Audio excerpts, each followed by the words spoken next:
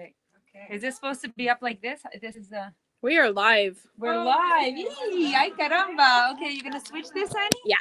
So just give us a second, guys. We're just gonna get you guys situated so that you can join the knitting podcast. Oh, so just, but how come we don't see the questions now? Oh, I'm gonna see them on my phone. Okay, but Melissa saw them on hers. Ay, ay, ay. No, but I could see them there. Yeah, they'll stream up. Is that microphone? Is it catching it though? I'm just gonna need someone to hold the tripod a second. Yeah.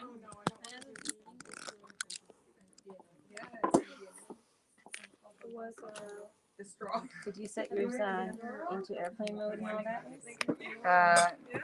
No, because I just turned off cellular. I turned off Wi-Fi. Okay, so You think that's good? I didn't put it on airplane mode. Though. I'm gonna sit next to it for a bit. Okay. So it is going live right now? Should be. The thing with that wine is that it's sweet, so you don't know. So can you guys let us know if you see us?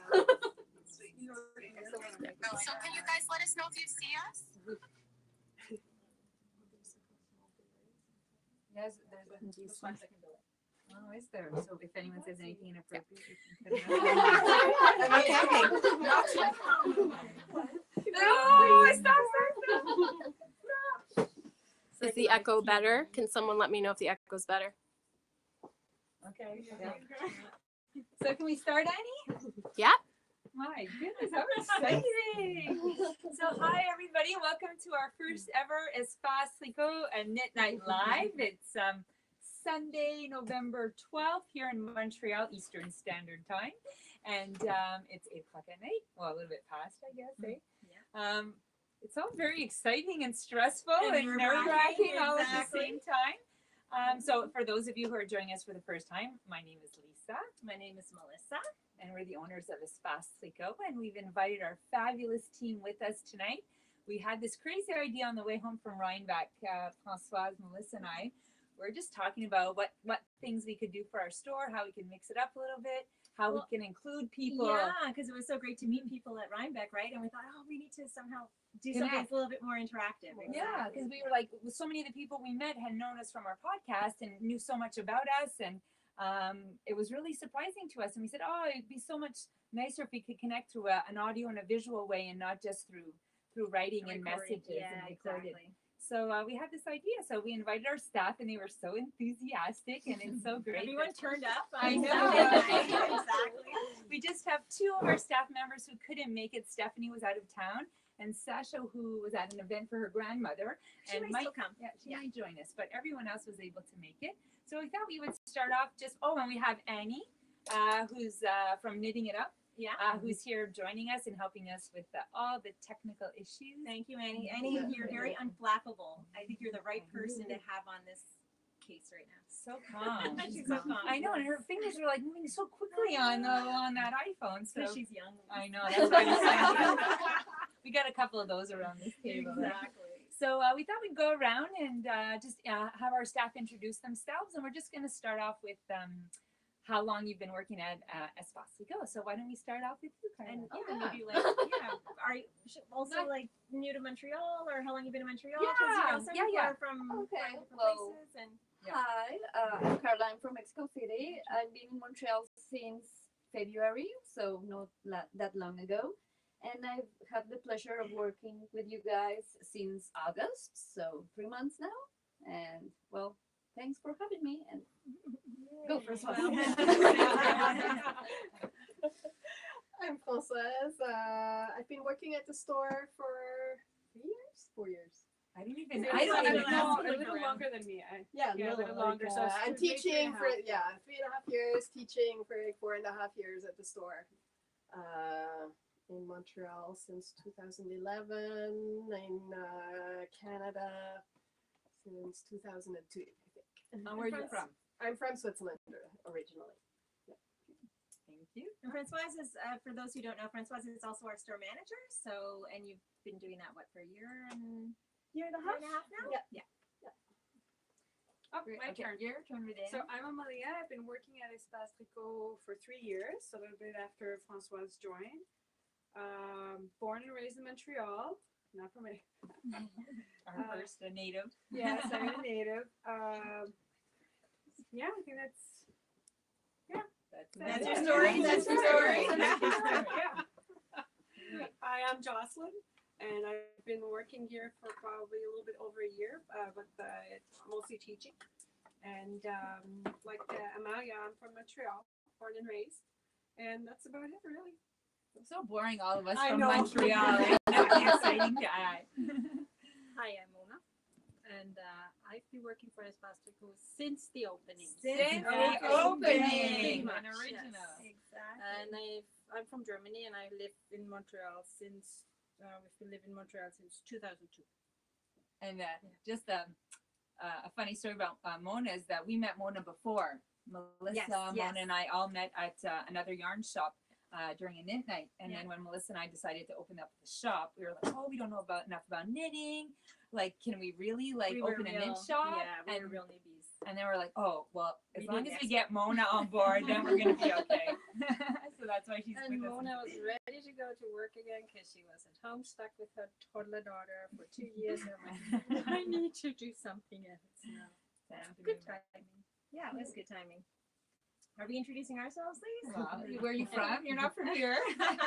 So I'm Melissa. I'm a co-owner of the store, and I'm originally from Ontario, but I did study in Montreal many, many years ago, and then left, and then came back and lived here for about 8 years, and now I'm back again after 4 years being in the States. But we opened the store about 7 years ago, and so I guess it was away for 4 of those, but still doing all the stuff. All the stuff Behind. together. Exactly. Yeah.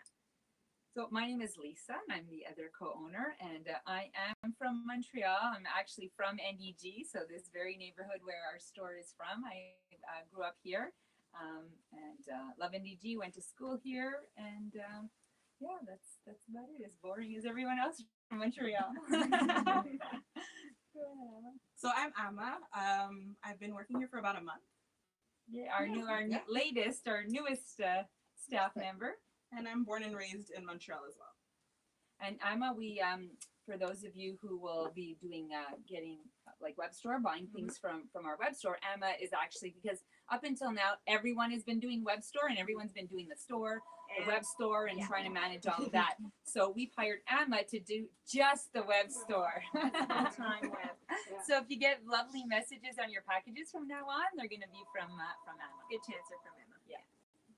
Oh, it could be Amelia too, because Emily, you're doing it on Tuesday. Yeah. Because unfortunately, Emma's not interested in working every day of the week, so we have like a little break. So Amelia is going to be doing that on Tuesdays for us.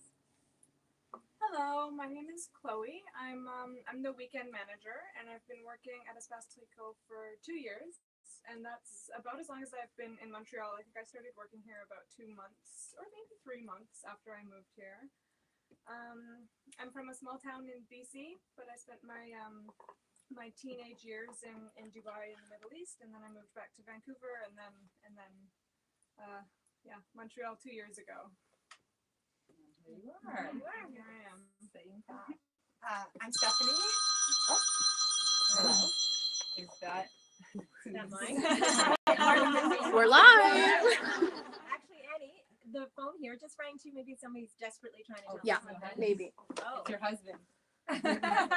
Does he know you're in he Night Live? knows I'm doing Maybe this. he's at Yeah. home, and maybe he's like, Melissa, it's not working. Call me, Exactly. there's That's what I'm problems. worried about. We're live, so. It is working. It is working. We have feedback from people. Yeah, Annie, it's that working. The only feedback I'm hearing is the sound is a little low, so I was wondering, can I, The volume is as high as it goes? Or But, can we bring it closer? I don't know because of the then you would have to bring the tripod because Mhm. Lisa's your volume up on the phone. do you, I is, don't with know this- if Lisa's not sure. I think we'll just have people speak up because when certain people spoke, I heard a lot better than others. Okay. Okay. So if you see the louder sign. Now, of course, I won't have a problem with that because I actually always get in trouble for speaking too loud. So there you go. You're good. There you go. And Chloe, are you the youngest, or is Emma? Did she beat you now? Is she younger than you? I'm younger than Alma. You're still younger than Emma. So our weekend. Thank you for Stephanie bringing has that time to introduce No, herself. I know we're Oh, getting yeah, to Stephanie. yeah. I just wanted to do a little introduction. So our weekend manager is actually our youngest employee. That's pretty cool. Pretty cool. Okay, Stephanie. I'm Stephanie. I'm the other Stephanie, Yes. Sanders, who's not here.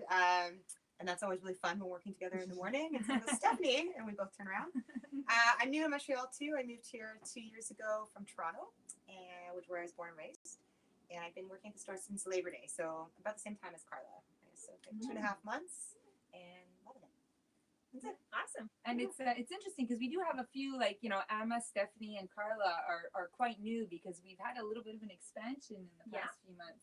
Yeah. So, So, it's we've needed to Reinforce meet the troops. demand, exactly, reinforce, For and And which is very exciting. yeah, very, very exciting. And you know, it's nice. We really wanted to, like, we've done a couple of podcasts already where we had some of our staff on, but because we film in odd times, Yeah. it doesn't Not really everyone work can. out with everyone's shifts. So Yeah. that was why this was also an idea for us, right? To Yeah. kind of have our staff here and chat along. Participate and Everyone's a little nervous.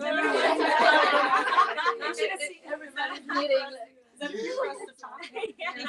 we went live, we're all like, what are you doing? What are you gonna say? And then as soon as it goes live, it's like, crazy. But also, Annie, are people, like, we should invite people to ask questions, or if people want to anybody, right? So I have two questions if you want to start. Oh, how Yeah. exciting. So first question is, Shannon wants to know is, does everyone speak French? Is everyone pretty bilingual here? Do people speak multiple languages? I'm adding that in.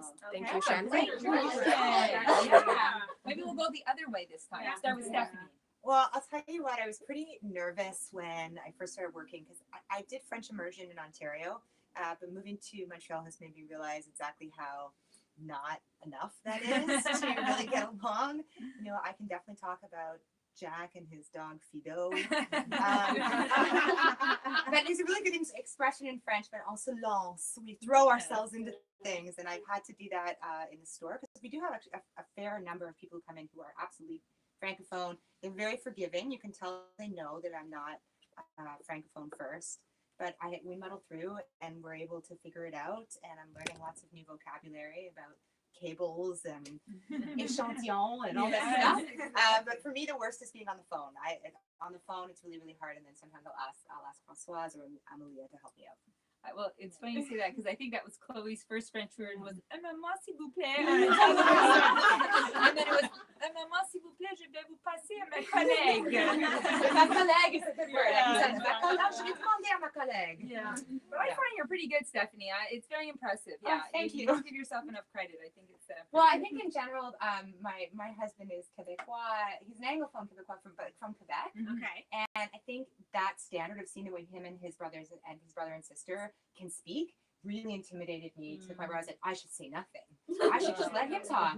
And this has been a really good experience of working in a store. I feel like is helping me actually integrate into my new city. Oh, fantastic. Awesome. Yes, and I would actually agree with that statement. And I guess we've been here about the same amount of time. I kind of started learning French pretty much when I moved here. I never really studied French or anything. So I can sing. I think I could talk about knitting fairly well in a customer-based way. But again, with the phones, I usually pass the phone off to somebody else, and emails as well. But conversationally, I'm pretty good about knitting. But outside the store, please don't try. I'll be very embarrassed. Don't try to socialize with you on anything else but knitting, right? Exactly.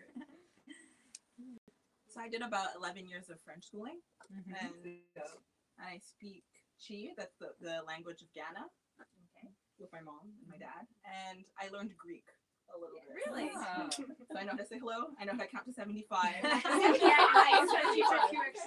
I know how to say good morning. All good words, right? Oh, there you go. I'm gonna teach you good words. All good words. Yeah. So wait, how many languages do we have between us? Oh, lot. Oh, Okay, so yeah, we'll we'll get there. We have Chi, you said? Yeah. I didn't know that was the language of Ghana. It's one of them, Yeah. So there are a few languages. Okay. depending on the area.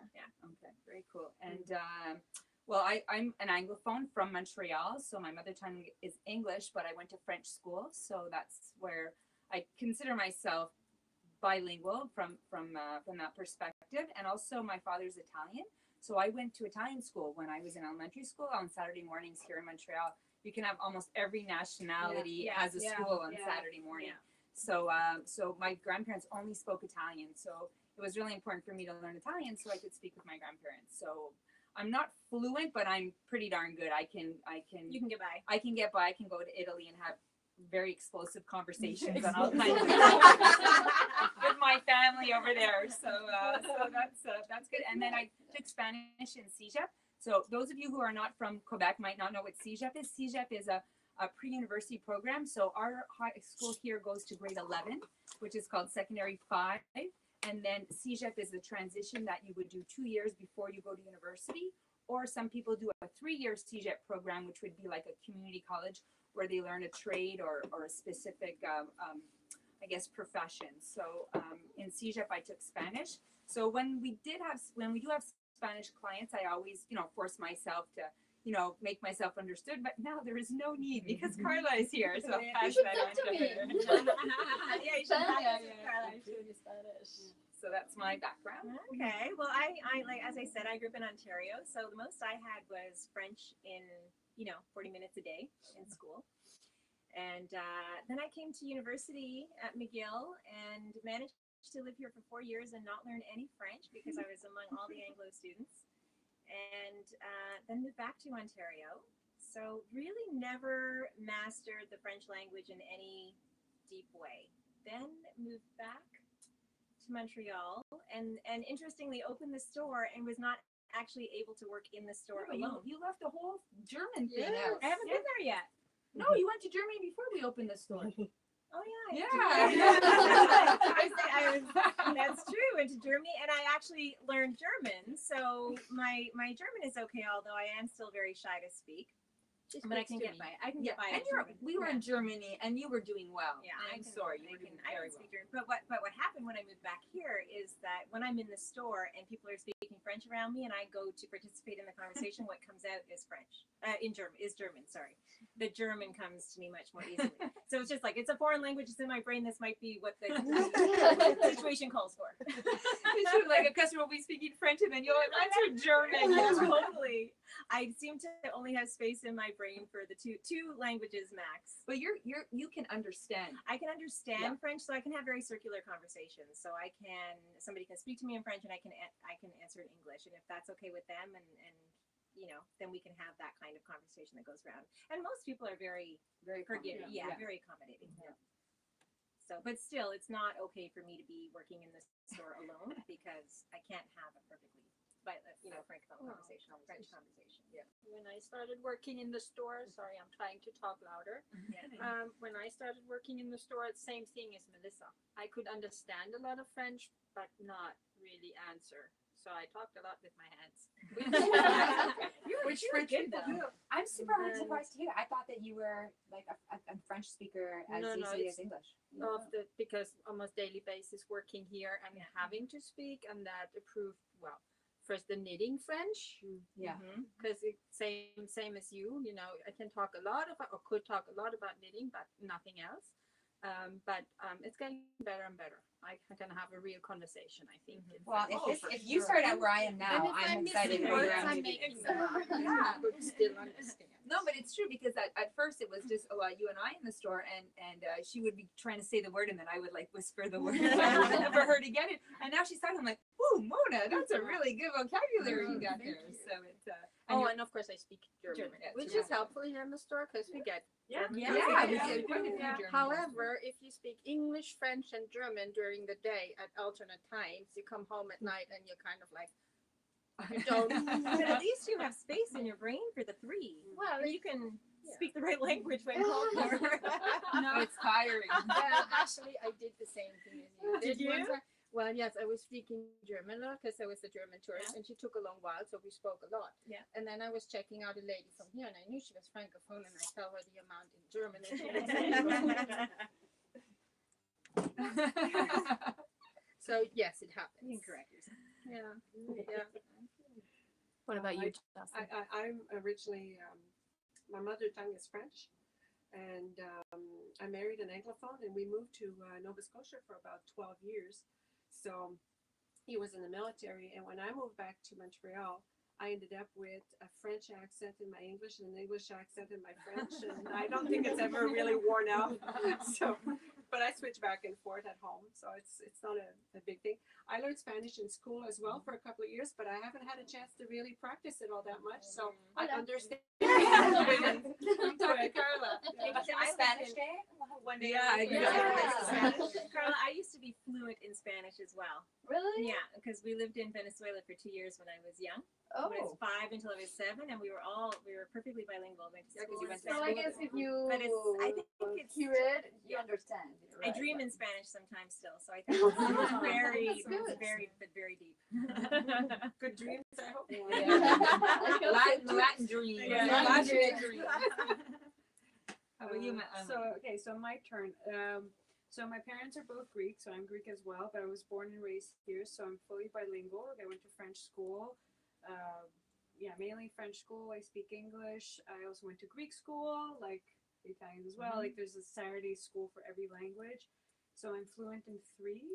And I'm pretty good with Greek. Like I can read, write, speak. Like I've had Greek customers come in with knitting questions, and I surprised myself when I started writing down like the knitting instructions in Greek. I'm like, oh my god, I have to take a picture and send it to my dad. So proud. But yeah, no. And you have Ukrainian too, a little I bit. know. I understand a few words in Ukrainian, in Russian, only because my husband's Ukrainian, so I'm exposed to a bunch of languages. So and I also understand a bit of German because a long time ago I took German classes. It was pretty good, but now it's very rusty. But I still understand a little bit of what Mona tells her husband at the end of the day. Careful, Mona. She knows. How about you, Françoise? Well, my first language was Swiss German, but it's the language I'm the most rusty in because I haven't been using it at all. But I still totally understand German or Swiss German. Can talk, speak more or less, but won't like knitting language. I definitely don't have the German anymore. But, French and English is what I speak the most, and I won't remember what language I spoke with what customer. Oh, When I will funny. start in French with the customer and then suddenly go back to the customer and be like, oh, which language were we speaking? So it's kind of fun. People don't take it But badly. That's life in Montreal. Exactly. Yeah, Like it also speaks to the yeah. total fluency in a way, Yeah, sure. Oh, so back to me. Okay, so I speak Spanish. Born and raised in Mexico City, so yeah, that's my first language. But actually, my mom is an American, so she tried to talk to us in English. And well, sometimes it's like I think of a word and it's like, how do you say this in English? How do you say it? And well, that. And yeah, I don't speak French at all. I try. Yeah. I try to study it online. I'm looking for classes, but actually in the store, I'm beginning to understand it more and more. So maybe I don't answer back, but it's like, okay, I know what you want. I go, or any of my colleagues help me when I'm like, I don't understand. Right. And also, I have an uncle that is Italian, and it's actually my dad's best friend. So he spoke Italian actually, and I took like 7 years of Italian. Oh wow. So, but I have no one to practice. Well, there we go. We're practicing each other. So yeah, it's pretty good. I mean, but sometimes I forget the vocabulary. But So Annie, we have So you're all basically a cultural melting pot, Canadian. along with everyone else who's watching. So you have people tuning in all over. Wonderful. And Sue is very happy to see Lisa's knitting. Oh yeah, Yes. I'm actually having a really good day today because I got in trouble from my physio because I wasn't working my wrist enough. So I've been working it like crazy over the past 2 days, and I'm a little more flexible. So, thank you. Fantastic. Look at you go. I know. Look at me. And I think one of the burning questions is for Melissa. Mhm. What color will the I cord bind off? Oh, yeah. Listen, okay, I'm gonna say what I said to you because Melissa was like, "What color should she do?" And I said, "Well, the pink." Well, she said, "Should I do pink or neutral?" I go, "Well, the pink, I'll pop it. It'll be everyone will love it, but you will never wear it." That's exactly what she said. And I said, no, I think I will wear it. I was really committed to the pink. I was actually excited about it. And then I took it home and I opened the skein and I laid it next to it and then I draped it around me. I did, I looked at everyone's comments and there were a lot of people who said, think great. And a few people who said it's in, it'll be good this year, but next year you're gonna regret it. And then I thought, it's an I-cord bind off. I can do it this year, and in a year or two, I can switch it out. Oh yeah, because you're gonna do Right, but then I thought, what are the chances of that? It's like when I'm like, oh, I'll just make this longer later. I'll put more ribbing on when she outgrows it. Oh yeah. So, that's in I your like that. wheelhouse. That's in your wheelhouse. This is Quince & Co. Lark in honey. So that is going That's to. really beautiful. That's nice. That's a mother's It's very. Yeah, and you in can wear line it with your with me. own I was shawl. trying to You break can out. wear it with everything else. That's Yeah. great.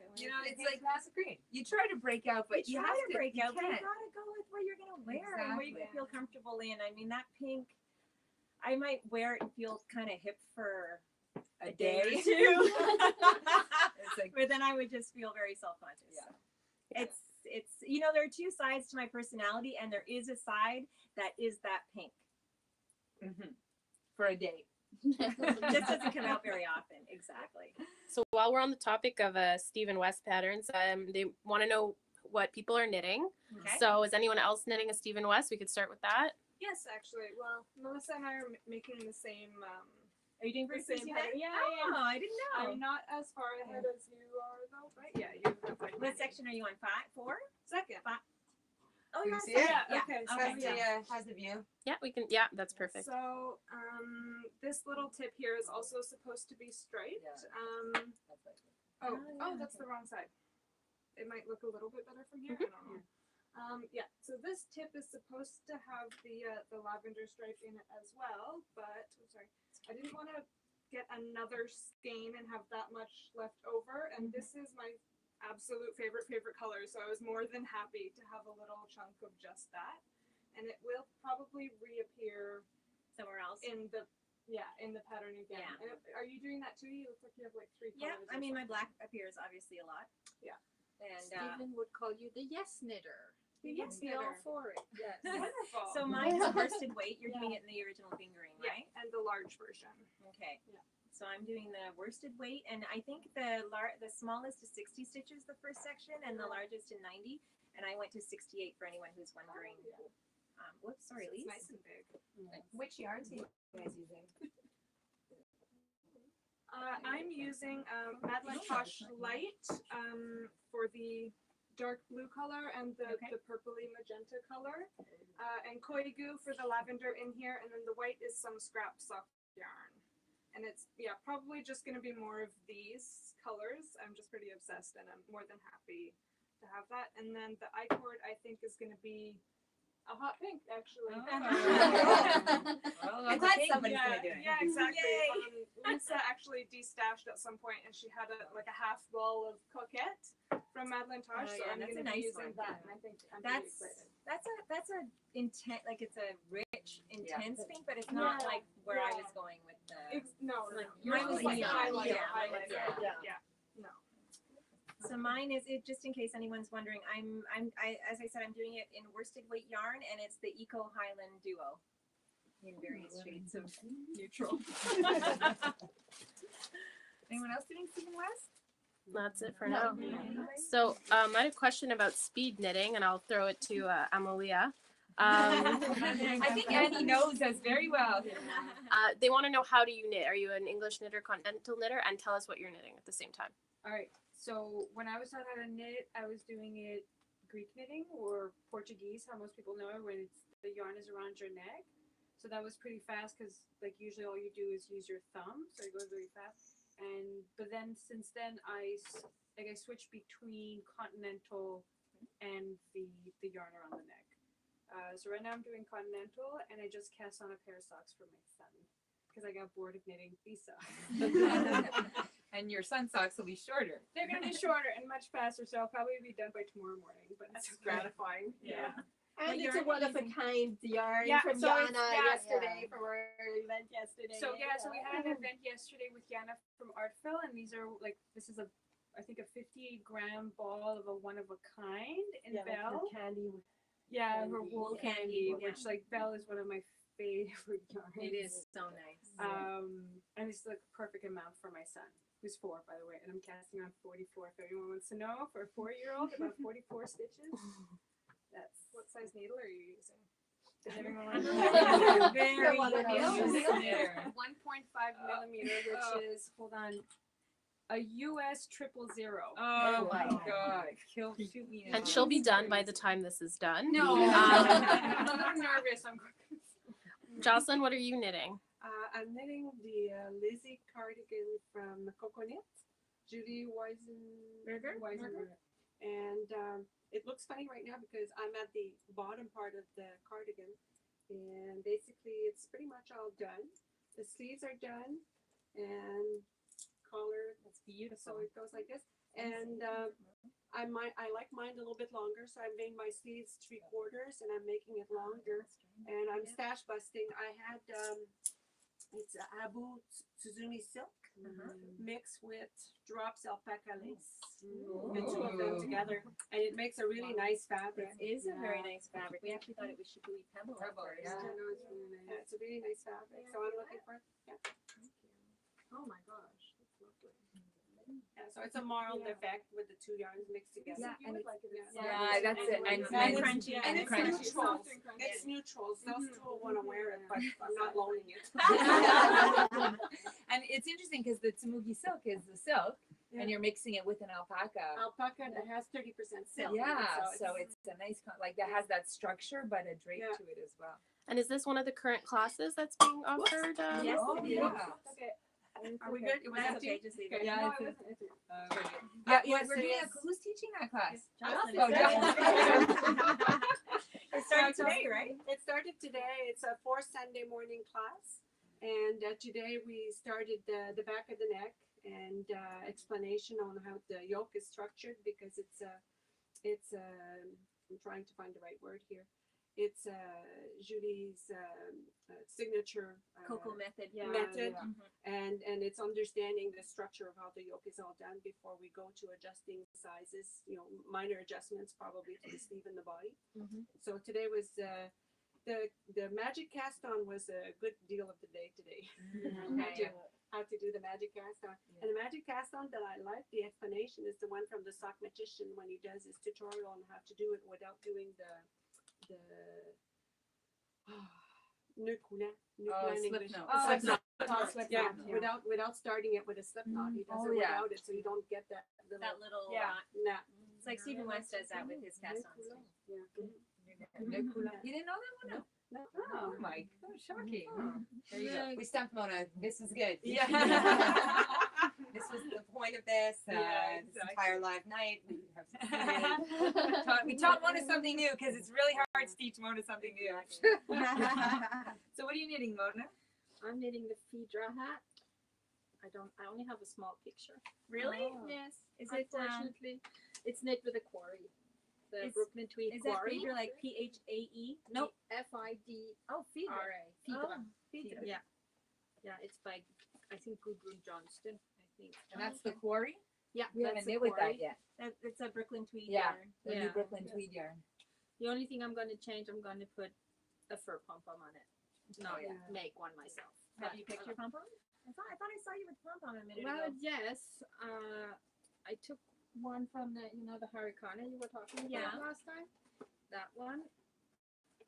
Oh, So that's That'll be fun. nice. Oh, I like that combination. Mona. yeah, I'm just wondering if it might be a bit too big and heavy, but I'll see that when the Yeah, head you is can- done. Oh, I think it's perfect That's for a the nice yarn. combination. Yeah. It's very nice. So I have another question, and I'll ask Amma, and you'll still tell me what you're knitting. Do you have a favorite Espace Tricot accessory right now? Is there anything in particular?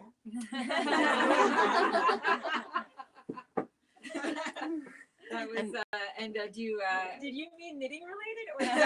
Oh, no, knitting related. Knitting related. so do you wanna talk about the ball?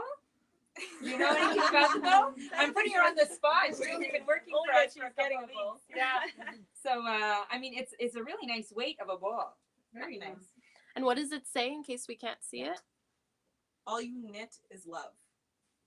So it's yeah, because Emma was here and she was like, her ball was rolling around and she's like, oh, let me go get the new knitting ball and put it in. So I put you on the spot with who it's from. But we have Melissa and I were taking a pottery class until I had this happen to me.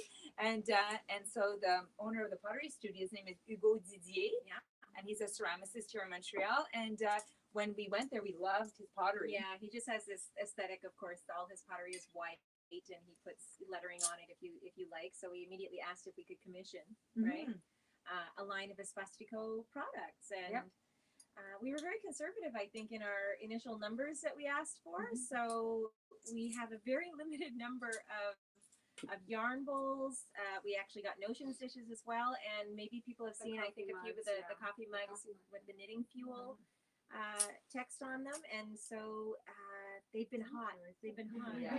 They have, and we only had 30 of them, and unfortunately, Hugo can't. He can't, because he's working for the one of a kind show in Toronto. So we have already placed an order. So as soon as he gets back, he'll start working on our new order. And we haven't put them on our website yet, our web store, because shipping is it's a little bit complex because you really have to wrap them properly. So Hugo told us how he wraps it, and he said when he was first starting off and he went to Canada Post to get information, the person at Canada Post said, you have to hold the box and let it go, and it has to fall on the floor and not be broken. He said, then you know your wrapping is good. And he was like traumatized. How many did he break? He said his first few shipments he had a lot of broken pottery. So he told me what kind of bubble wrap we have to get, so we're gonna do that. And eventually we will be putting them on the web store, but we have to iron out all that shipping. And we've ordered a lot of mugs. The mugs seem to be able to drop sometimes. Yeah. So we're like, hopefully not. Who's gonna test the drop shipment? Yeah, exactly. Yeah, exactly. It's true. You're the shipping department. You're stressed, you can try it. Yeah. Oh no. So let us break. You gotta buy. So let us know what you're knitting. Oh, just before that, I also want to say they're really sturdy. They're nice and solid. Yeah. I mean, I've seen a lot of yarn bowls, Melissa? And this is like, we were so pleased at how sturdy they are, and they really feel not gonna like move, and they're just that nice, simple shape and aesthetic. Yeah, they're not gonna break. Unless you drop the second one. Yeah, that's true for your other coat. So what are you knitting? So I'm knitting the crosshatch from the Woolens book. I love that. That was on your list. Yes. And shelter and loft. Oh, can you hold it up? He's asking you to hold it up. It's just a brioche scarf. But it's cool because on one side it has the black that's predominant, and then on the other side you have the lighter gray that's predominant. So Emma, are there two possible widths for that in the pattern? I'm making the skinnier version. The skinnier one. There's a wrap style. Yeah. This is for my brother. Oh, okay. It's for that's a good good man. Yeah, good man's scarf. Yeah. So usually on knitting podcasts, we talk about what kind of tea we're drinking, but people want to know what knitting fuel is being used this evening. Cheers. Prosecco. We're a Prosecco gang over here. Every time we have an event at the store, we're like, okay, Sean, my husband, can you go to the SAQ depot and get us a case of Prosecco? And usually there's a nice amount left over. Yes. We're always sure to overbuy. Exactly. So we're drinking Prosecco, and we've got some. Melissa's allergic to nuts except peanuts. Yeah. So I always make sure to have some M&Ms for her in case, and some little goodies. I'm gonna have some water. Yeah. Very responsible. But I think we're all coffee drinkers. Yeah. Right? Yeah. Tea drinker. Oh, you're a tea drinker. You guys should know there's like a really I should amazing have asked you that espresso in your machine. interview, Anna. How long has the espresso machine been behind the counter though? Since we opened. Okay, so Yeah. it's like we're not doing business without this. No. Because this is my first experience working at a retail shop that has like a better coffee bar setup than the local coffee shop. Not very important. It was very important. Yeah. With very good quality coffee as well. Well, one thing I just wanted to mention is that what's interesting is everyone here who's a staff member, we're actually customers. Yeah. So that's pretty cool. Like no. Well, it's not you on that. We didn't have time. But everybody else was a customer, and then that's how we recruited them to be on staff. So I just wanted to. Yeah, we watched them for a while without them knowing. Yeah. And then we approach. Exactly. Right? And then we tell them to watch for other people so that we can approach. So that's kind of. So Any other questions? Does anybody knitting a seasonal gift? Any Christmas knitting happening right now? Yes. Way. Good question. A lot. Yeah, Mona, you just knit. You knit one of the Getting Warmer Yeah. Oh yeah. towels for your You have it teacher. with you? For a teacher? Well, it's at the back. It's It's at the back. Okay, I can go get it. When you go in front of the shelf with the samples, yeah. What's interesting about that is people know that the Getting Warmer cowl is actually designed with the Woolfolk Luft, and I think we sold out of. Well, yeah. first Oh, we yeah. have two colors left. We have 2 colors left down there. We sold out of all the neutrals, but then Right. again, it's a teacher's gift, and I think I like Hannah's teacher, but You don't love Hannah's teacher. she could be watching. Sorry, Hannah's teacher. It's a non-Mila, and it might. But I think it's a good.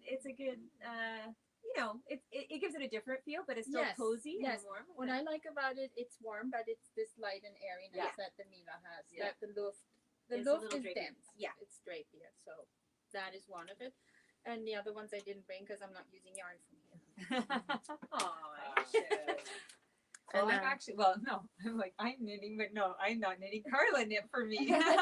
So usually I do knitting for all Gianluca's teachers, but this year there won't be any knitting. And he has a phys ed teacher who's just started in January. He's a new teacher, and he's leaving in December because he was doing a replacement. So I wanted to give him, because he hasn't had the fortune of having a hand knitted gift. So I wanted to give him a gift, and Gianluca really likes him, and he's a really good teacher. So I asked Carla if she could knit it for me because I was incapacitated, and she did. It's Cozy Cocoon. It's a great. I'm gonna actually try. I put it on. I'm like, ooh, I might not make it to him. What yarn is that? It's the Madeline Tosh Chunky. Yeah, nice. So especially like when I knit for guys, I always like superwash and nothing picky, like really merino, soft. So this is the Cozy Cocoon done in merino chunky. It's beautiful. The color? The color is it turn? It's turn. Yes, it's turn. Yeah, I left it to Chloe to choose. I couldn't decide between turn and I love it charcoal. because it has a little bit of a purple tinge to it. Okay. Couldn't decide between what gray and Turn and charcoal. I'm like, Chloe, I can't decide. You just decide and tell Carla. No. That is exactly the problem that gets discussed the whole day. It does. What shade of gray? Yeah. So, What shade of gray? so this and you Carly, you did it really quickly, didn't you? Like a quick, Yeah, it was pretty quick. So it's called the Cozy It's when you Cocoon. say And knit, it's, actually. So that's my holiday knitting. I'm actually working on a scarf for my mother. She fell in love with I told her not to watch. Well, your Melissa, your sister says hi. So I told her not to watch it. So the Entwined Scarf by Jane Richmond. We knit up. It's by Jane Richmond, right? Not Shannon Cook. It's from the yeah, I think it's that. It's from the Within. Yes, it is from Within. Yeah. And so Chloe knit one up for the store as a store sample, and as soon as I posted it, my mother's, I need that scarf. So as soon as the yarn came back in stock in that color, I put some aside. So I started knitting that one for her. That's a super fun knit. It Yeah, took it's honestly cool. a couple of days, and it's just 2 skeins exactly, and it was Of Magnum, right? very satisfying and just beautiful. Very cool. And so Stephanie, what are you wearing? Everyone wants to Oh. know. Okay, so you know how Someone said you're like the Elena's anti stand-up and Espace model. Tricot, all the colors. okay, so this is the Comfort Fade Party by Looks Andrea Lowry. fantastic. Yeah. So the story of how this ended up happening is that Amalia's like, oh, there's this pattern coming out in a couple of days. Will you help me choose some colors? And I'm like definitely not hip enough to know about new patterns coming out before it happens. I'm just not that plugged in. But this gives You you have fun. a 2-year-old. Well, yeah. This seemed like a fun game, so we picked colors. And by the end of the day, I was like, okay, show me this pattern. I have to make this. And I went home that day with the yarn. And 3 weeks later, I have this. So what I use, I think it's posted somewhere on the Instagram as well. It was reposted by you guys, but it's Artfill DK, so the Americana DK in Laguna, Confetti, and Ikebana, and then this very acidy green is Madeline Tosh DK in Grasshopper. And I super love it. The only thing is, I wish if anyone's out there is thinking about making one, I wish I'd gone down more of a needle size. I think it's just one size on the collar because it's a little bit overly drapey. So that's my advice. So and that sort of gets carried all the way around. Are there Yeah. short rows on the collar? Yeah, there's 4 sections of short rows, Okay. and it's really beautifully written. Like it's a really lovely pattern. But it's one of those things where I had done my gauge swatch on this, and I didn't stop and do it again for this part. And Okay, there you go.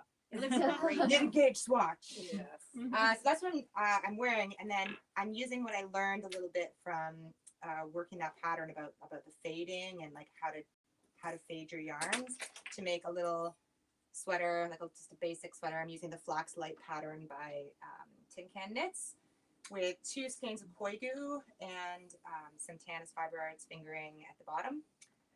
And I just basically every 2 days have to show this to my kid and be like, look, I'm making this for you. And hopefully love it. she'll wear it. Actually, She's Emma, not you excited. Well, she gets really excited about the idea of it, but then when I'm like, would you like to wear this today? She's like, no. That's the age, though. It gets better. It got cold here, so my daughter, 8-year-old, is just wearing leggings right now. She doesn't want to wear snow pants in, but so she gets really cold. So she asked me to knit her some leg warmers. So they're very simple, like Lana Grande, whatever. I totally didn't even follow a pattern. But, And what are you frogging? I didn't have enough gray at home, so I went with some other leftover yarn, and then I didn't have enough of that. So when I came in, I decided to just go with gray. Amelia, someone wants to know what you're wearing as well. What I'm sweater that is? wearing Pavement by Vera Maki in Juliette Fino. in the pixel. In the colorway. pixel colorway, Which which is is one she sadly doesn't knit. discontinued. And I'm like, why? It's a beautiful color. Like for those, I don't know if everyone can see, but it's gray with speckles of everything. Yeah, Everything. beautiful. I love it. Yeah. Yeah, that's what I'm using. Yeah. So I started it. You should say how you got that yarn. You have to say that. Yes, you are. Oh, I didn't bring the pattern. So I'm doing a half mitered by oh my god, on the spot. I can't remember. I've Instagrammed it everywhere. It's called the half mitered. I have 2 Yeah, projects. you showed it out on our last I podcast. showed in the podcast. So I started doing it in Woolfolk. I just did that whole thing about I was like I had to start something and all I had was charcoal and gray. So I chose this and Melissa said it's gray, but I'm like, no, it's like white. It's like light gray almost white. So I started knitting it and I love Woolfolk. I have a sweater in Woolfolk. I have a Vertices It's in the Unite far, right? in the far. So I really love that. And it's cozy, but I was feeling like I needed a little bit of color, but not too much color. Well, always with a bit of gray. So I called the store and I was like, I think it was Chloe and Emily. I'm like, okay, guys, is there any speckle that I would like? And they're like, no. I'm like, ah. So then I came in and I did the whole store again and I couldn't find a speckle I liked. But I liked the pixel. Yeah. But Emily said you didn't like the pixel. I don't remember not liking the pixel, but I guess I didn't like the pixel. But I'm gonna get it space now. Where you know you look at the skin and you go like, Not so sure. But then when I saw Amelia's sweater, I was like, oh, I really like the pixel. So I'm deciding I want to knit with the pixel. An entire store of yarn. I want to knit with the pixel. But Juliette Slay isn't making the pixel anymore. So I go on the internet and I'm like, there's got to be a store that has pixel. So I scoured the internet and I ordered myself some pixel from a store in the United States. So we had pixel in store for a we long did have time. pixel, but then by the time I came around to pixel, we didn't have it anymore. So I started a half mitered in the Lezu DK Juliette Slay in pixel, and so now I have 2. It is so pretty though. Yeah. I have 2, and I have to say it's good therapy because this is a 4.5, and this is a 5. So I'm working my muscles, bigger, thinner. So I'm gonna do 2 half miters at the exact same time. Here we go. Is your second avenue on hold for now? Yeah, the reason it is because I'm very particular about my tension, and I'm a tight knitter, and right now I'm like loosey goosey. So I don't want to continue the second avenue because I really want that to be like a beautiful project, and I don't want it to be tight and then getting loose. So that's on hold. But as soon as I'm feeling better and my tension is good, I'm gonna go back to it. Thanks for asking. So I think your desert island yarn question is going to be thrown back at you guys.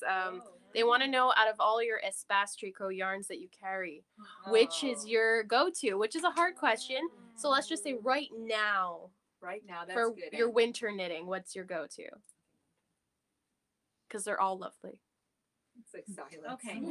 I'm thinking. I'm going to mention two. One we don't really stock right now, but I dream of bringing it back, and that is the Sweet Georgia Casual Fine. It's one of my favorite yarns to knit with. I love everything about it, the feel, the colors. So, and I did a lot of projects with that when we had it in store, but we, you know, we're always right. Yeah. We're like, okay, we got a moratorium on casual fine.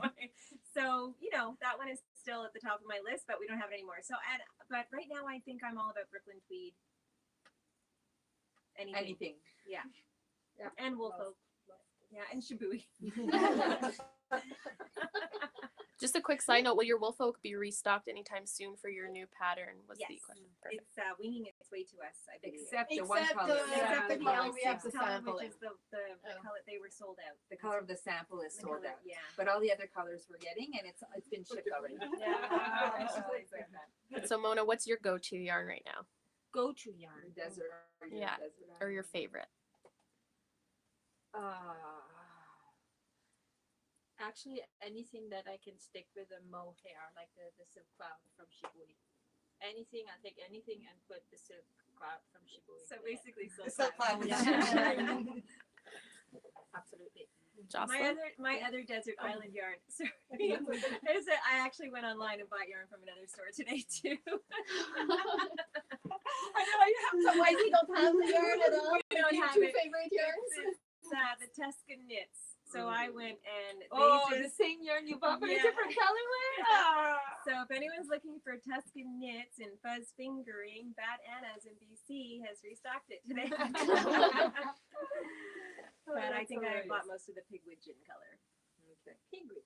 Yeah. And the reason I like that one especially is because it has the mohair. And it's a fingering weight with mohair. Anybody else want to share their? Emma? I mean, I was gonna say Brooklyn tweed, but I'm not gonna piggyback off of that answer. It So could be the same. But also Skinny Singles by Hedgehog. Oh yeah. What do you like about them? The colors. Definitely the colors. Yeah. It's hard to beat those colors. How about you, Chloe? Gosh, I've been thinking about it. I feel like I'd rather answer with what I'm most excited to try this winter, if that's allowed. For sure. The spontaneous actually is something that I am planning on knitting tons of accessories in.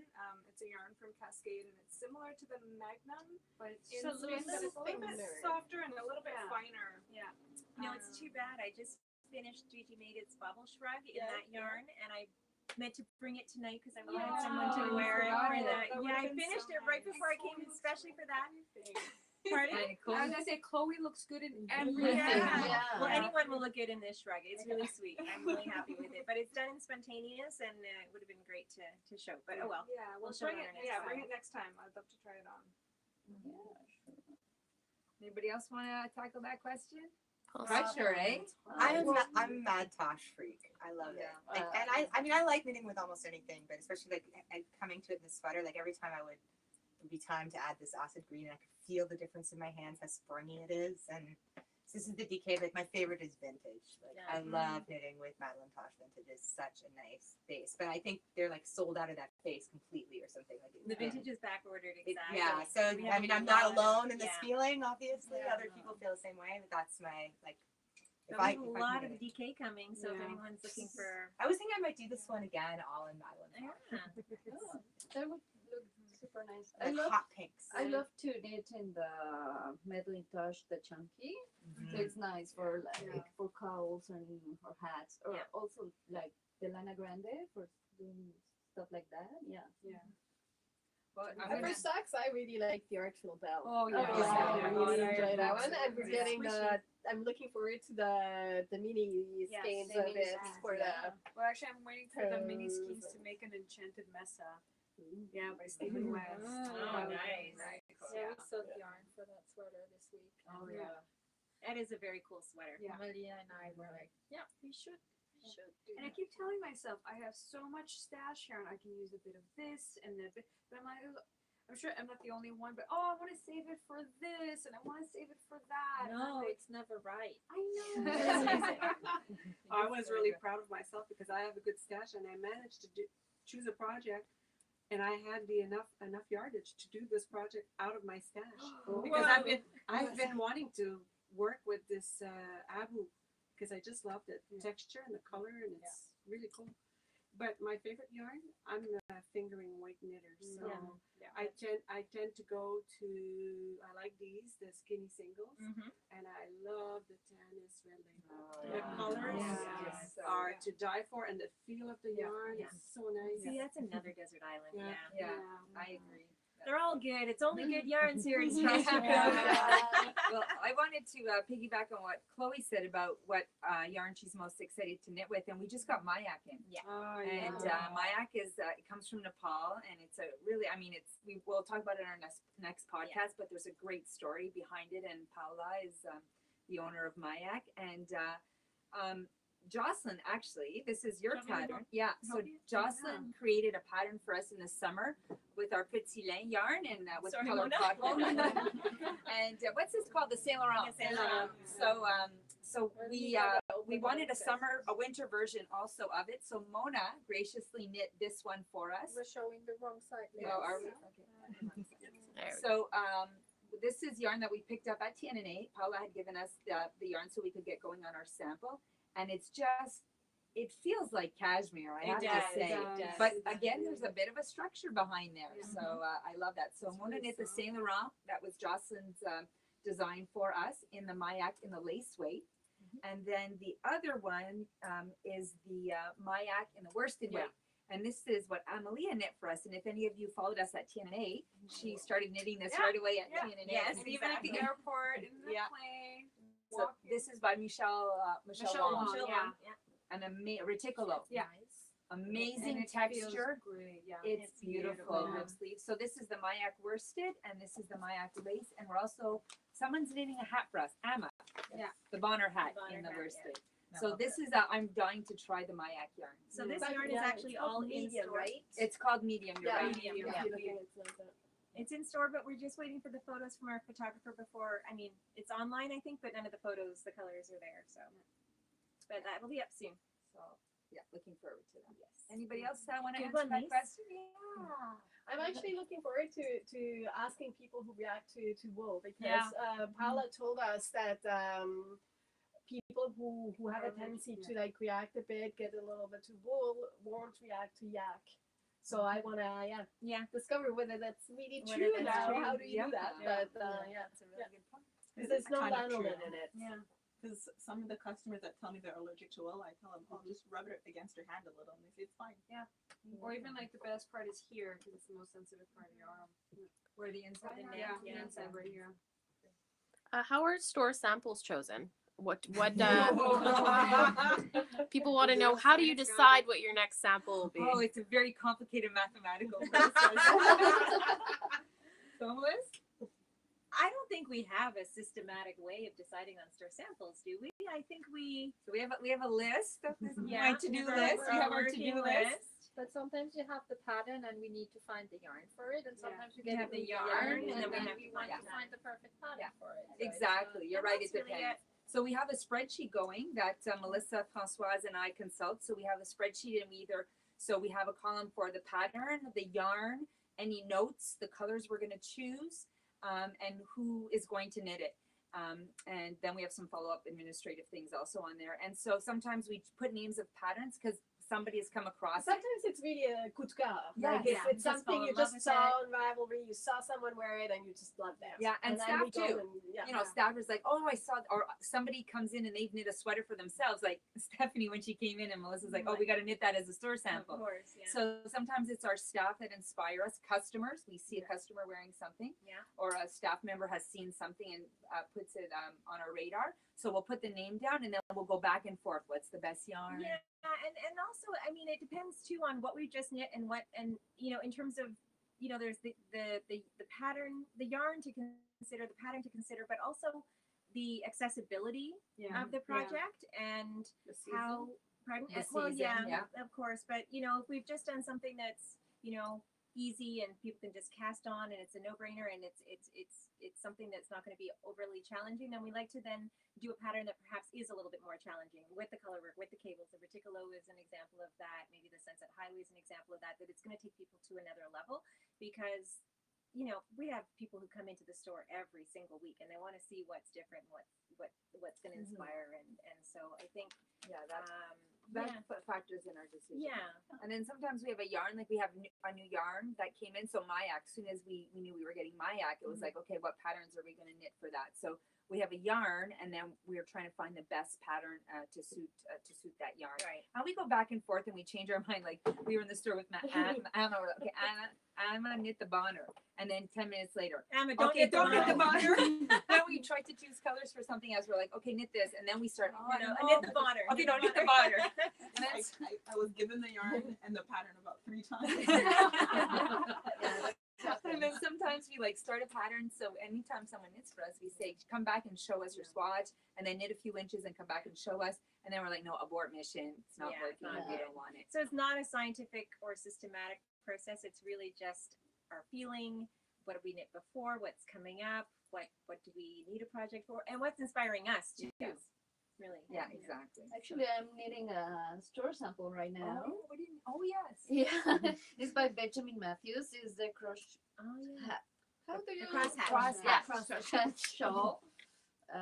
It's beautiful. I believe that once it's blocked, it's gonna look like really Yeah. nice What because of the yarns are you colors. using, Carla? Is the Manos de Uruguay Maxima? Can't say it like that. Manos de Uruguay Manos Maxima. de Uruguay.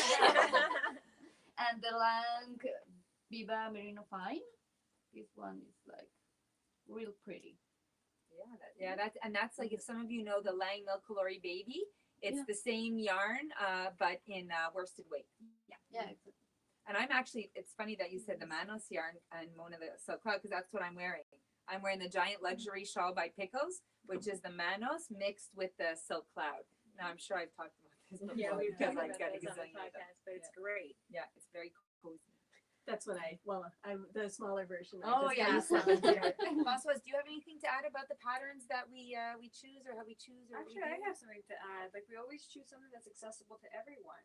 Yeah, Like, in we're a sense, pretty like, good with it. it's like online, on a website, on a blog, obviously on Ravelry, but it's not something that's, for example, from a book. Like, Sometimes No, it but is, but we try to make them available, like that they're not just in a magazine, that they Yeah, are exactly. available on Yeah. Ravelry as well. It's not like the main criteria, but it is something we'll Yeah. consider for sure. Yeah, sure, yeah. Yeah, we 'cause try we- to choose things with broad appeal as well. Yeah. And because we don't want customers to necessarily feel like they have to buy a book. Right. Yeah. So that's where For that's one what you're pattern. coming to. Yeah, exactly. Emily. Like, let's say there's a book with 30 patterns, and we knit something from that book, and the person would be obliged to buy the whole book of 30 patterns just for one pattern that they want. Like, you know. Lizzie being the exception. Yeah, Yeah. because everyone should own Yeah. that book anyway. That was a popular one. Lizzie's Yeah.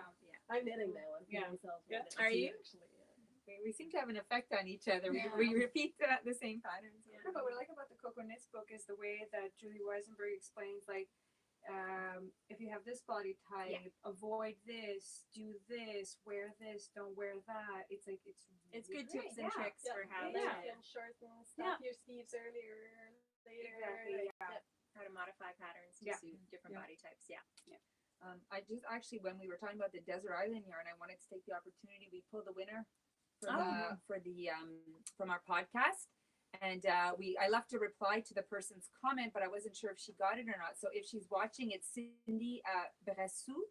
I said that with a French accent, but maybe you're not French. Bressou, Bressoud. So Cindy, if you are listening, you're the winner of our Primrose yarn, the 2 skeins of DK weight that we got from Rhinebeck. So please send us an email to info@espacetricot.com, and we'll Get that get off the that mail out. to you. Yeah, perfect. Okay, there's my little infomercial. So I'm just sad because I didn't win, but moving on. So the hedgehog skinny singles was mentioned. Do you have a go-to type of knitting that you use for skinny singles or singles in general? Would you use it in any type of knitting? What's a good starting point for singles, single ply? I use them for fades. Yeah. Shawls, Shawls. sweaters. Yeah. but not, yeah, it doesn't have any nylon, that yarn, so it's not ideal for socks. No. But you can make sweaters, Yeah, you cardigans can. with it. Yeah. A little mitten, fingerless mittens. Yeah, any accessories. Yeah, or Yeah. mix it with mohair, then you can do Yeah. anything. I think for me, like I have a hard time with color and speckles and all that. So for me, if the skinny, what I like about Hedgehog is you can use it as little accents. So the projects that I have done skinny singles, I've used like just the solids. And then the speckle will be for like a row or two or something to add. So if you're a bit scared of speckles like me, that's a nice way to add some color. Just to add to that, what I like to do with the so I use the Hedgehog speckle skinny singles for my lumpy space by Stephen West, and I like to use them when there are just 2 or 4 row stripes. So I can alternate either a solid or a tonal with a speckle, so it kind of breaks up rather than having huge swatches of the speckle. So one of the things that I didn't love about the Sunset Highway the first time I saw it was that it had that whole section of speckle. I think it was more the question because it's a single ply. Yeah. Then a Oh, is speckle. that what you're asking? Was it more about the color? I think it was more in terms of single ply. Some people single shy ply. away from knitting sweaters with single ply, or are there certain patterns No. that you would recommend? You can use it. I knit it. Yeah. Well, not socks, but Yeah. I use it for anything I want. I've Absolutely. knit sweaters with it. Yeah. And the Sunset Highway. I did the you Sunset made. Highway Yeah. as a single ply. Yeah. And Mona, you knit fingerless, not fingerless. You knit trigger mitts for me. Yes. That were that you put the And the mitten liners was also. But what did you put? The metallic thread. The metallic. Those So you can use for your phone? the Yeah. the Yeah. smartphones. For Put the the conductive conductive thread. So Mona knit me those mittens, and they are pilling a bit because it's like I'm wearing the mittens. There's friction, so it's done with a single ply Madeline Tosh. But you gotta have a gleaner, with a gleaner you just clean it up. The reality is anyone who says that a single ply that you're not going to see if you do a sweater, you're going to see the pilling at the rib, whatever. I So see you that got in your any- hair I to sweater. see that in any yarn. Yeah. Any It is yarn, true. That's true. It is not as hardy as a plied yarn, but it for that, but it's easily fixed, as you say, with a gleaner. Yeah. Doesn't keep easily managed. And the tighter you knit it, the less it'll pill. Yeah. So like I noticed Mona knit 2 pairs of mitts for me, and the trigger ones are a little bit looser than the other ones, They are. and the other ones I noticed they don't pill as much as the trigger mitts. So that's it. But I it's too single ply is beautiful. There's a really beautiful drape about it. So just get a gleaner. And we have a viewer here who wants to get her mom some circular needles, interchangeable needles for Christmas. Do you have any ones that you recommend? Oh my god. That's a big debate, I know, but is there anyone here using circular needles? Is anyone not using circular needles? No, we're all using Yeah. color. I'm a diehard likey person. We're gonna have this talk now. I'm a huge fan. I find that Yeah, that's yeah, thanks. so we can try. I'm a very tight knitter, so I usually use metal, but they're super slick and lightweight and beautiful. I love them. Yeah. Yeah, I think they're fantastic. They have a warmth to them that metal doesn't. Yeah, they also fit the joints with the knitter prides. Knitters pride. Yeah. Ones. Oh, Is they're that right? Yeah. interchangeable. So actually, it's great because I am supposed to be using mine right now, but I sat on one. So I replaced it with the knitter's pride, which is great. You couldn't find the longer ones. So Oh, there's the okay. shortest. So yeah, this is what they look like. These are the 3.5-inch ones, but I have the regular long set. And the other good thing about them is that they go from 3.5. 3.5 to 12 millimeters. So it's 2 more sizes than a lot of other full sets.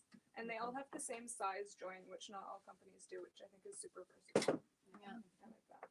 So, any other that's good, and it's important because what Chloe just said, she talked about why she likes them. The join, they're interchangeable. She likes the texture of the warmth of the wood.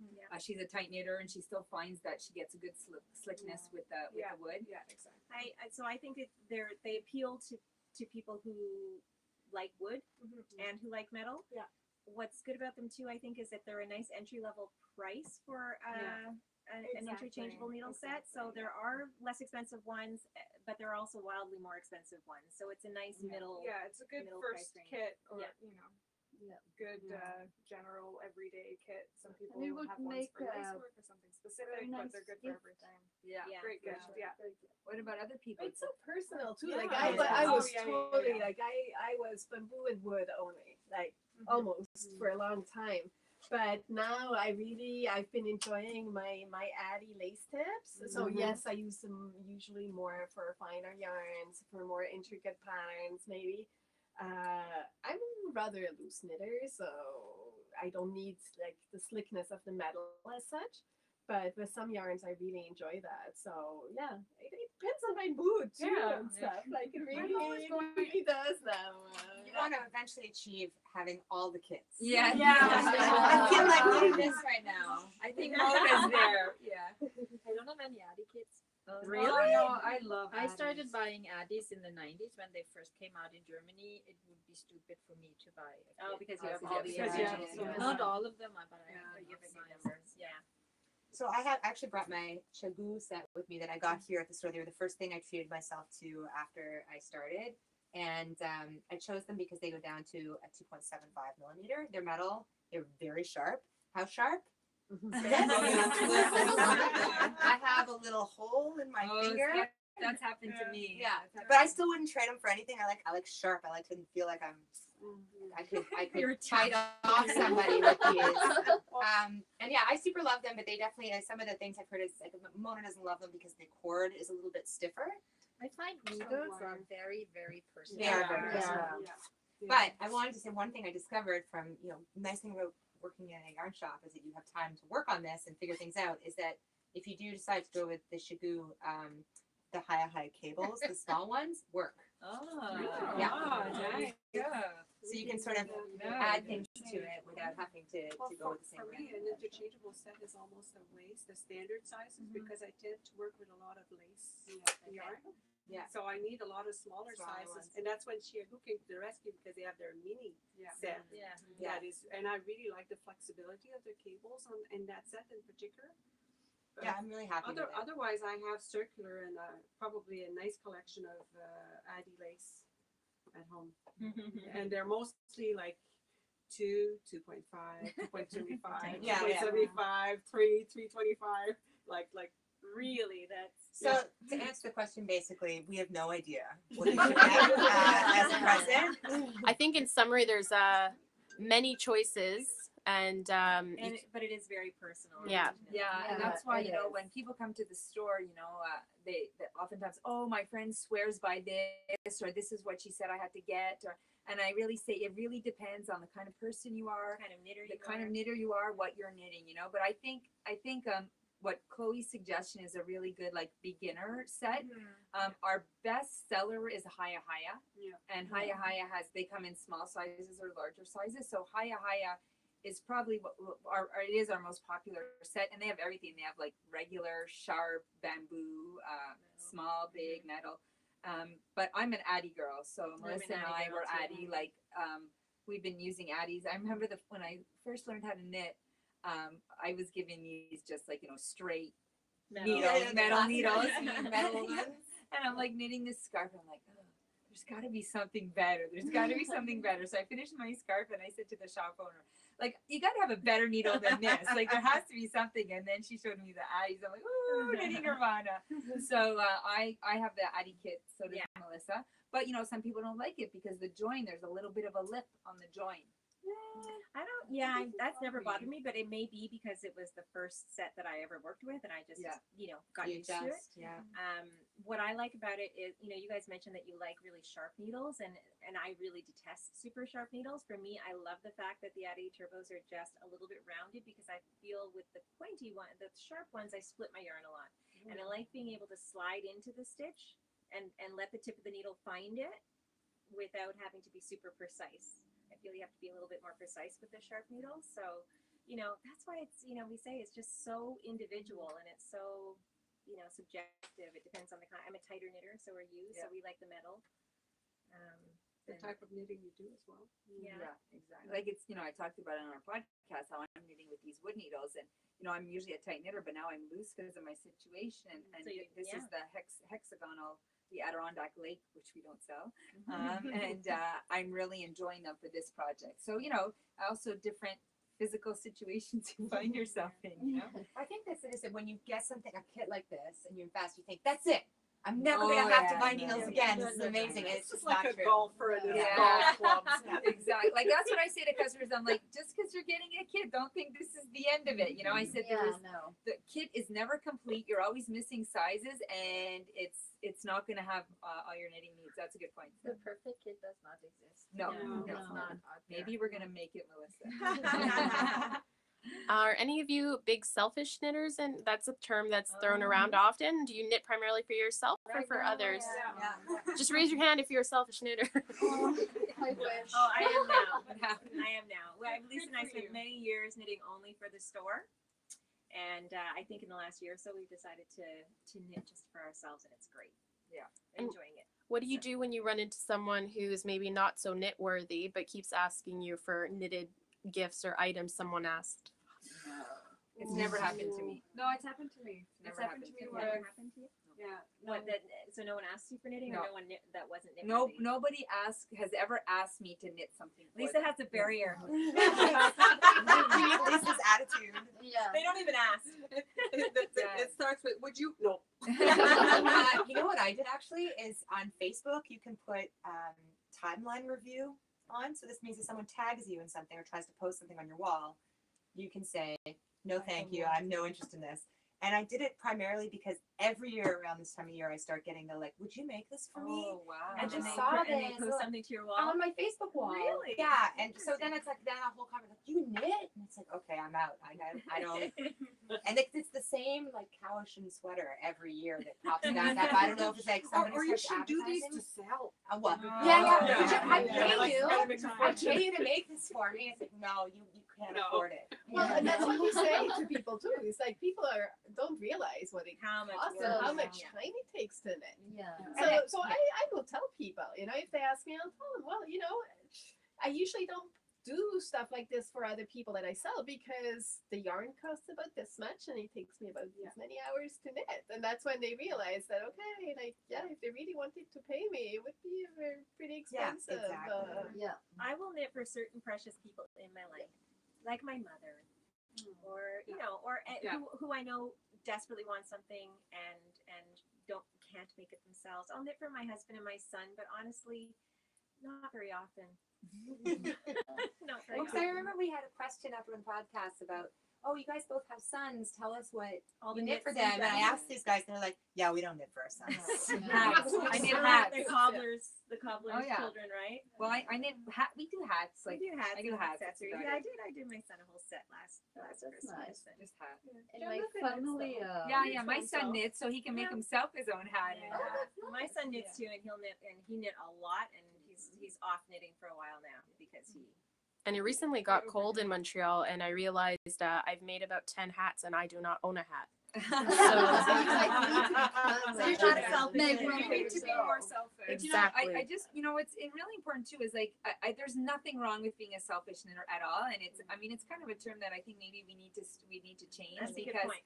because we'll go to self-full knitter because some people customers a lot of times they tell us like they knit for people and they shrink it or they don't take care of it or they lose it or they're like, oh, I lost it, can you make me another one?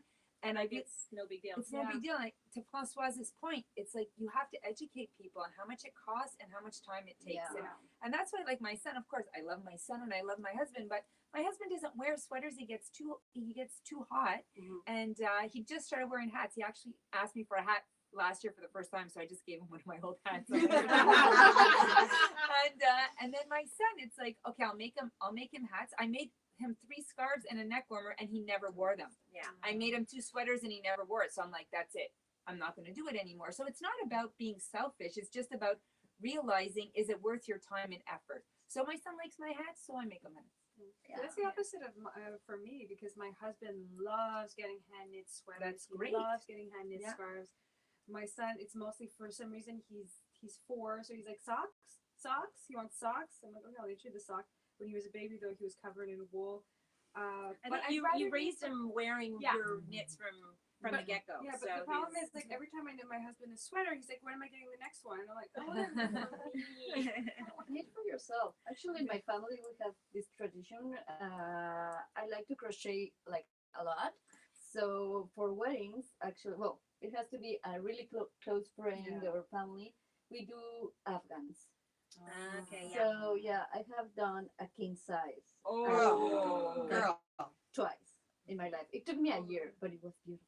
Wow. It was for my best friend. So That's that's special. that's an heirloom. Yeah. I So- have to say, I only knit for people who know, from whom I know that they appreciate. Yeah. yeah. Yeah, like would you knit for your mother or for Yeah. because she's also a knitter. Mostly they're also knitters, but I don't think any knitter complains about. Mona getting knits them. for us all the Oh time. my which God, is Mona. really nice. It's funny, Mona. I was just thinking, should I? You're gonna ask I'm like, should I slip her? 'Cause- Wearing some of your slacks. I'm like, should I slip her kind of what I would like next for her to know? No, but Mona, every time since we opened the store, Every Christmas Christmas and and birthday, we always Oh. get birthdays. We get that's so socks. nice. And Yeah. Christmas we I get. know. And every It's time always beautifully wrapped and presented. and Joey and like last time you made like a little bag. You sewed a little bag. yeah. And a little Yeah. pouch. Oh, there you go. My gift from Mona. I tell ya. And I forget all the time. It's like I forget that she does that, and then when she gives me the gift, I'm like, oh yes. And I only knit socks that Mona makes. That's it. I mean, you only wear socks. I only wear. Oh yeah, I only make. I only wear. So we're approaching 9:30. Oh my God. Mhm. So I think one of the questions I'll end it with soon is dream knitting. So is there something that you're just itching to cast on next? Have you maybe already cast it on when you shouldn't have? Cast it on when you shouldn't have, but I knitted from stash. Oh, And Mona, that's, yes, of course. So I got obsessed with this, the Ninil chick. Oh, yeah. I saw the picture on Yeah. Instagram. I was curious about that. I dug into my stash and I found something that You couldn't get any more Mona colors I than know. that. And who's this pattern by? That's another one by Caitlin Caitlin Hunter. Yeah, Hunter. Caitlin Hunter. So she's the Sunset Highway designer. Yeah. And first time I saw it, I'm like, maybe it was the color. So I'm usually not put off by colors. I'm like, I don't know. And then I looked at it again, and I looked at it again, and I'm like, do I have yarn for this? And then I found this yarn, and I'm telling you, I think I started this a week ago. Wow. It's very addictive, but I went to Her bed patterns very late are this her patterns are. But actually, I find that it knits up quickly. I think it took me 3 weeks to make my You bag. made one? Yeah. Oh, why didn't you warn it? Because I didn't make it in the right size. Is it too small or too big? I a little, just a fraction too small. I need to reblock it. Just give it to That's Chloe. why it was so She'll wear fast. it. You should wear it. But if we're talking dream knitting, that's on my dream knitting list is the Ninelchik Swancho but all in neutrals, of course. Because I think I really branched out with the Sunset Highway. I mean, that was. Yeah, I mean, there was some hot pink in there, people. You did it, and you wore it. And I wore And it. you wore it a couple of times. I mean, you not have to, just once. come on, you were impressed. I was 100. I did not think you were going to wear that. 100% impressed. I love it. You know why? Because when we went to Rhinebeck, she didn't bring anything else, so she had to wear it. I was happy to wear it though. I love it. And it looks so fabulous on you. It was nice. So anybody else dream knitting? Well, I have in my closet a kit. I think it's like going on its 4th birthday now. It's this Alice Starmore Oregon color work. Do you know Alice Starmore Yeah, stuff? yeah. Right. So like now, basically, the only way you can get her stuff is like, I believe she was known on the internet as she who must not be named because she's very litigious about her patterns. So now it's like she dyes her own yarn and you buy it as a kit. That's the only way you can Oh, get it. really? So this kit has like, I think like 32 colors in it. Wow. And you get exactly the amount you need. Okay. And they're very subtle. So one of the problems with it, why I haven't finished it, is that even just winding up the next color, like as you're going through the kit, like you have to mark it somehow that you know what it is, because they all look exactly the same. Okay. Or very, very subtle. And you're talking about like 2 rows here and then 2 rows there. And it's like a huge oversized labor of steeped love. cardigan. Oh my god. It's gonna be amazing. I have about this much, but we're talking about 4 years because you can't travel with it. It's in a when you buy you buy bed sheets or something and you get those huge. That's what I have it in. It's like an actual suitcase size plastic bin full of yarn. But one day, give me another 10 years.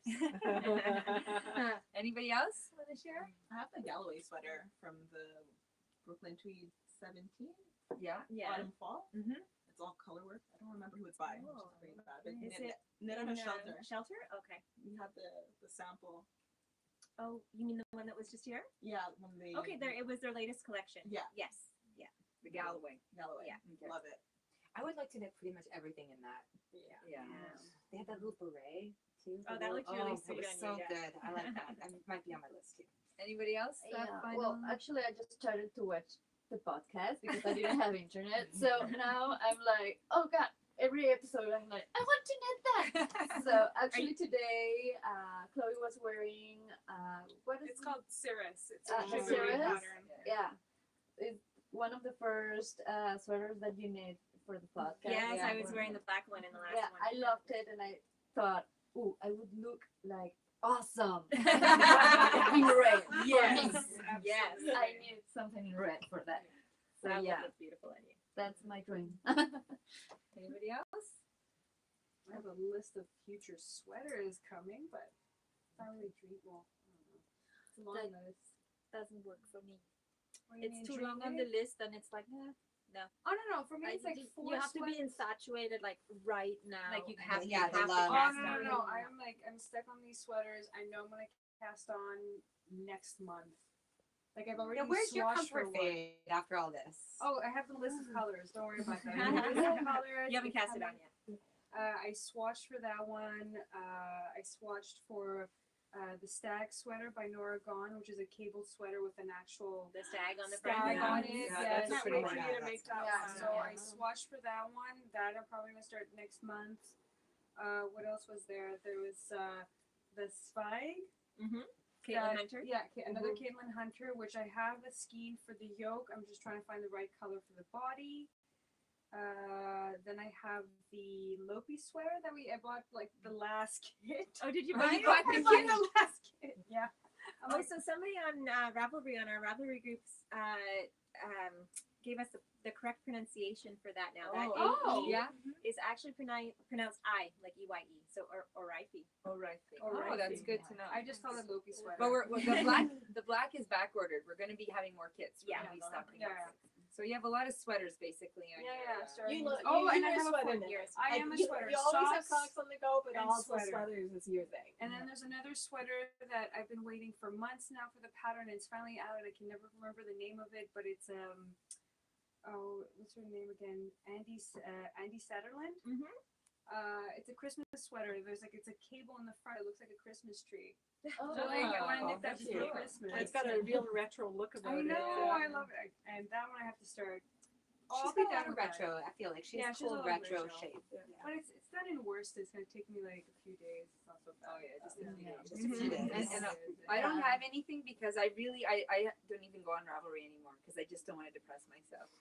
So no, it's an interesting thing of like because before we're always there. Yeah. And then like Mona said, you have a coup de cœur right away. You Yeah. want it, Yeah. and there's no point. Like there's really no point. So I just You have to, yeah, but then you're probably a lot calmer in your you know what? I am Right? so calm. Yeah. It is. I'm like just knitting my little half mitered, even though I'm Yeah. knitting two at the same time.